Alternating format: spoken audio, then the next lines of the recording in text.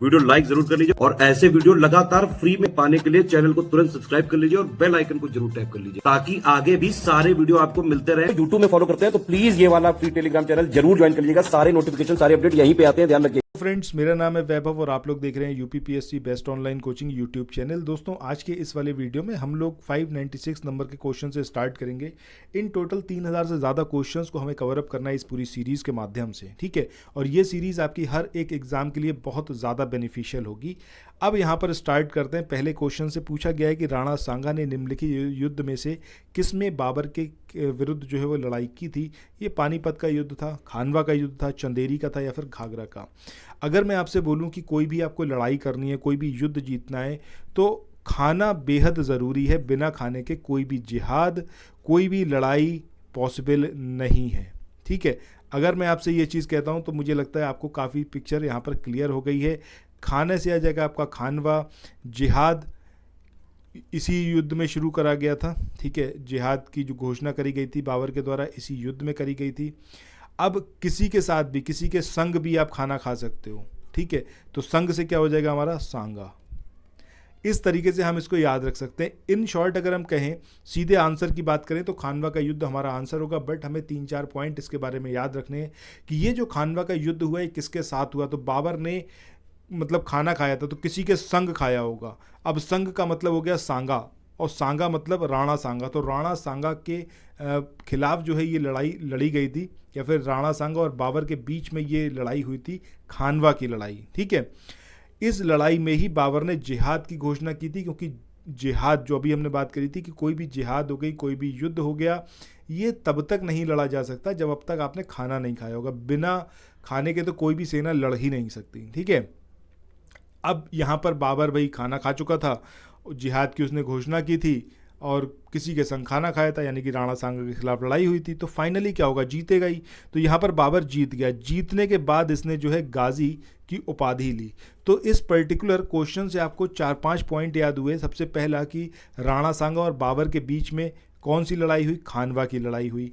इस लड़ाई में बाबर ने जिहाद की घोषणा की थी और लड़ाई जब जीत गया तब उसने गाजी की उपाधि धारण करी। इसके अलावा एक ईयर आपसे पूछा जाता है, तो 1527 ये वो साल है। कमेंट सेक्शन में जाकर देखिएगा, एक हमारे सब्सक्राइबर हैं, उन्होंने कमेंट सेक्शन में बताया है कि किस एक शॉर्ट ट्रिक के माध्यम से हम इन चारों युद्ध को जो बाबर ने स्टार्टिंग में लड़े थे 1526 से, तो चाहे पानीपत की बात करें, पानीपत का युद्ध हो गया, खानवा का युद्ध हो गया, उसके बाद आपका घाघरा और चंदेरी के युद्ध हो गए, तो उनको किस सीक्वेंस में हमें याद रखना है, ये कमेंट सेक्शन में उन्होंने बहुत इजी ट्रिक के माध्यम से बताया। लास्ट वीडियो का जो कमेंट सेक्शन है उसको ज़रूर देखिएगा, और अगर आपके पास कोई उससे बेहतर ट्रिक हो तो ज़रूर शेयर करिएगा।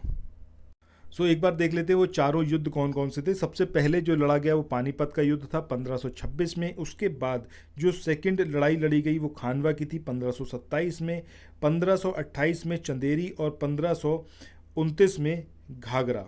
उसके बाद डेथ जो हो गई थी बाबर की, ये 1530 में हो गई थी। तो इस तरीके से ये पूरा सीक्वेंस है। बाकी आप लोग एक बार कमेंट सेक्शन ज़रूर देखिएगा। और ये जो हमारे सब्सक्राइबर हैं, इनका नाम है ओनली फॉर स्टडी 268, ये सब्सक्राइबर हैं जिन्होंने इस ट्रिक को शेयर करा है। नेक्स्ट क्वेश्चन की तरफ चलते हैं। अगला क्वेश्चन यहाँ पर है कि मेवाड़ के जिस राजा को 1527 में खानवा के युद्ध में बाबर ने हराया था वो कौन था। तो अभी हमने बात करी है खाना किसी के संग खाओगे आप, इसका मतलब है राणा सांगा। ये हमारा आंसर होगा ऑप्शन डी। मूव ऑन करते हैं अगले क्वेश्चन की ओर। इस क्वेश्चन में पूछा गया है कि बाबर ने सर्वप्रथम पादशाह की उपाधि जो है वो धारण की थी। सो इस क्वेश्चन के आंसर की बात करें, आंसर क्या आएगा हमारा काबुल। अब यहाँ पर काबुल में इसने जो उपाधि धारण करी, इससे पहले भी शायद कोई उपाधि इसके पास रही होगी, तो वो उपाधि थी मिर्ज़ा की। अब मिर्ज़ा की उपाधि को छोड़ के पादशाह की उपाधि बाबर ने यहाँ पर धारण करी। इसका रीज़न क्या था कि 1506-1507 की अगर हम बात करें तो इसमें जो उसके फॉलोअर्स थे उनका मनोबल बढ़ाने के लिए अकबर ने ये काम किया था कि जो इसके पूर्वज एक उपाधि धारण करते थे मिर्ज़ा की, तो उस उपाधि को इसने छोड़ दिया और उसके बाद जो है पादशाह की उपाधि को धारण किया। अगर आप लोग उत्तर प्रदेश पीसीएस की तैयारी कर रहे हैं, आप आरओ की तैयारी करना चाहते हैं, बीईओ की तैयारी करना चाहते हैं, इन तीनों एग्जाम की अगर आप तैयारी करने चाहते हैं तो स्टडी फॉर सिविल सर्विसेज के कोर्सेज को आप ज्वाइन कर सकते हैं कंप्लीट तैयारी के लिए।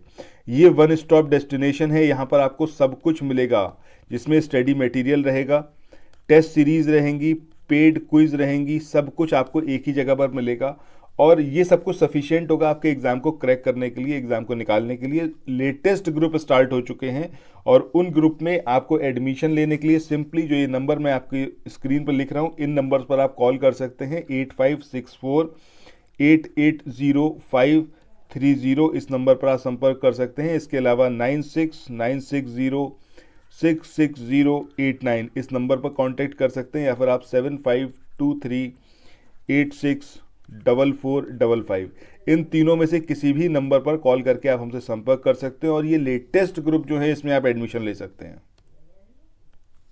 उसके बाद अगले क्वेश्चन की बात करें, यहाँ पर पूछा गया है कि बाबर ने अपने बाबरनामा में किस हिंदू राज्य का उल्लेख किया है। तो सही आंसर क्या आएगा? मेवाड़। मेवाड़ के अलावा एक और का उल्लेख किया गया है, वो है आपका विजयनगर। तो विजयनगर और मेवाड़ का ये बाबर ने अपनी आत्मकथा में उल्लेख किया है। अब बाबर की आत्मकथा का नाम क्या है, कमेंट सेक्शन में बताइएगा। कौन सी लैंग्वेज में उसको लिखा गया है ये भी आप लोग कमेंट सेक्शन में बताइएगा। इसके बाद मूव ऑन करते हैं नेक्स्ट क्वेश्चन पे। यहाँ पर पूछा गया है अयोध्या स्थित बाबरी मस्जिद का निर्माण जो है वो किसने कराया था? बाबर ने, हुमायूं ने, निज़ामुल मुल्क ने, या फिर मीर बाकी? तो सही आंसर क्या आएगा हमारा? ऑप्शन डी यानी कि मीर बाकी। इसने जो है बाबरी मस्जिद का निर्माण कराया था। अब ये सेना नायक था, ठीक है, मीर बाकी, और इसने जो बाबरी मस्जिद थी अयोध्या में उसका निर्माण कराया था। मूव ऑन करते हैं अगले क्वेश्चन। इसके बाद अगले क्वेश्चन की बात करते हैं कि निम्नलिखित नामों में से उसे चिन्हित कीजिए जो हुमायूं के भाइयों में से किसी का नहीं था। अगर हम हुमायूं के फादर की बात करें तो वो कौन थे? बाबर। और बाबर का जो सबसे बड़ा लड़का था, ज्येष्ठ पुत्र था, वो था हुमायूं। हुमायूं के 3 और भाई थे, वो कौन कौन से थे आपके? एक का नाम था कामरान, एक का नाम था आपका अस्करी, और एक का नाम था आपका हिंदाल। तो ये 3 भाई थे हुमायूं के, ठीक है। और सबसे बड़ा कौन था? हुमायूं। हुमायूं का बर्थ कहाँ पर हुआ था? 1508 में काबुल में। इसके अलावा अगर हम बात करें हुमायूं की जो माँ थी उनका नाम ये क्या था आपका? माहम महल। माहम महल इनका नाम था और ये शिया संप्रदाय से रिलेटेड थी। सो अभी इस क्वेश्चन में पूछा गया कि कौन सा था जो मतलब इसमें से कौन है जो कि आपका हुमायूं का ब्रदर नहीं था? तो कामरान था, अस्करी था, हिंदाल था, उस्मान नहीं था। तो आंसर हमारा क्या होगा? Option B. इसके बाद चलते हैं अगले क्वेश्चन की ओर। इसमें पूछा गया है कि हुमायूं द्वारा लड़े गए जो प्रमुख युद्ध थे 4, उनकी तिथि के अनुसार सही क्रम में उन्हें आप अंकित करें। तो सबसे पहले यहाँ पर हम बात करें किसकी? देवरा के युद्ध की। एक एक करके सबकी यहाँ पर बात करते हैं। जो ये देवरा की लड़ाई थी या फिर देवरा का जो युद्ध था ये 1532 में लड़ा गया। इसके बाद आता है आपका चौसा जो कि लड़ा गया 1539 में। इसके बाद आया आपका कन्नौज, और कन्नौज की ये जो लड़ाई हुई आपकी 1540 में हुई थी। और इसके बाद सबसे आखिरी में हुआ है आपका सरहिंद जो कि आपकी लड़ाई लड़ी गई 1555 में। तो ये 4 लड़ाइयाँ जो हैं ये लड़ी गई हुमायूं के द्वारा, और ईयर इनके आपको ज़रूर याद रखने हैं, एग्जैक्टली आपको सीक्वेंस भी याद रखना है। ऐसे ही क्वेश्चन पूछा गया है 1532, 1539, 1540 और 1555।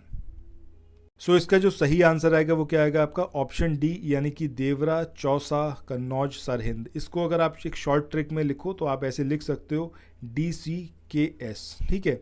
तो यहाँ पर हो जाएगा आपका देवरा, फिर चौसा, फिर कन्नौज और फिर सरहिंद, DCKS। चलो नेक्स्ट क्वेश्चन पे मूव ऑन करते हैं। नेक्स्ट क्वेश्चन में यहाँ पर पूछा गया है कि निम्नलिखित मध्ययुगीन शासकों में से कौन एक उच्च शिक्षित था? अब ये बलबन था, अलाउद्दीन खिलजी था, इब्राहिम लोदी या फिर शेर शाह? तो सही आंसर क्या आएगा हमारा? शेर शाह। इसने जो एजुकेशन ली थी ये कहाँ से ली थी? आपकी जौनपुर से, ठीक है, यहाँ से इसने एजुकेशन ली थी। उस टाइम पे ये काफ़ी इंपॉर्टेंट सेंटर था एजुकेशन का। इसके बाद नेक्स्ट क्वेश्चन की बात करते हैं। इसमें पूछा गया है कि शेरशाह के अंतर्गत तांबे के दाम और चांदी के रुपया जो था उसकी विनिमय दर कितनी थी? 16 और 1 थी, 16:1, या फिर ये थी आपकी 32:1, या फिर ये थी आपकी 48 और 1 का इसमें अनुपात था, या फिर हम बात करें तो ये अनुपात था आपका 64 और 1 का। तो सही आंसर हमारा यहाँ पर क्या होगा? ऑप्शन डी यानी कि 64 और 1 ये रेशो रहा था, ठीक है, ये अनुपात था। तांबे के दाम और चांदी के रुपए की जो विनिमय दर थी, जो एक्सचेंज रेट था, ठीक है, ये आपको यहाँ पर याद रखना है। अगर हम बात करें कि शुद्ध चांदी का जो रुपए था वो कितने ग्रेन का था, तो 178 ग्रेन का था, जो कि शेरशाह ने चलाया था। और तांबे की बात करें तो तांबे का जो दाम था ये आपका 380 ग्रेन का ये चलाया गया था। और रुपए और दाम, ये मतलब चांदी का जो रुपया था और जो दाम था आपका ये तांबे का, इसका जो विनिमय दर थी ये कितनी थी आपकी 1:64। या फिर जब हम इसको उल्टा कर देंगे, हम तांबे के दाम और चांदी के रुपए की बात करेंगे, तब आपका ये कितना हो जाएगा 64:1। चलो इसके बाद चलते हैं अगले क्वेश्चन की ओर। इसके बाद अगले क्वेश्चन की बात करें, पूछा गया है कि शेरशाह सूरी की मृत्यु ये कहाँ पर हुई थी? आगरा में, कालिंजर में, रोहतास में या फिर सासाराम में? तो सही आंसर क्या आएगा हमारा? कालिंजर में।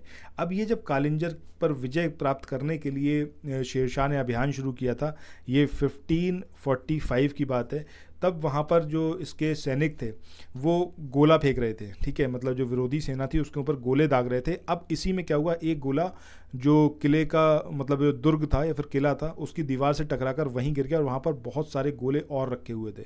अब उन पे जब गिरा तो उसके बाद जो है वहाँ पर वो गोले मतलब फटने लगे एक एक करके, और वो चारों दिशाओं में इधर उधर जो है जाने लगे। अब उसी में जो है जो शेरशाह था वो वहाँ पर फंस गया और वो पूरा मतलब ऑलमोस्ट जल गया था, उसी वजह से उसकी डेथ हो गई।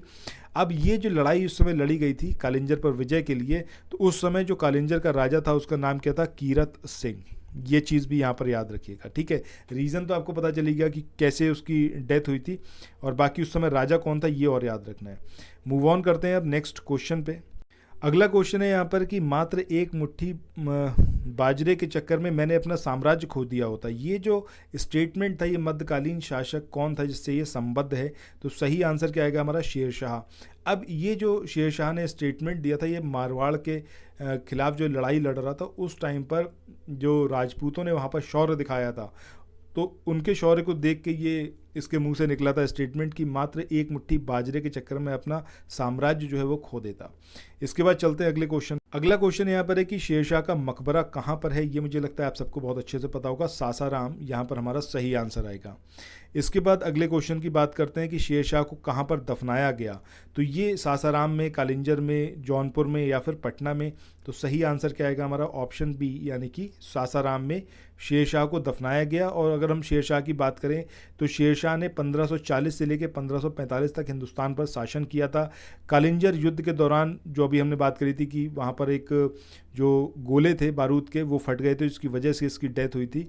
और इसे जो है बिहार के सासाराम, रोहतास जिसे बोलते हैं, वहाँ पर इसको दफनाया गया था। और इसका मकबरा जो है वो अफगान स्थापत्य का शानदार नमूना माना गया है। मूव ऑन करते हैं अब अगले क्वेश्चन पे।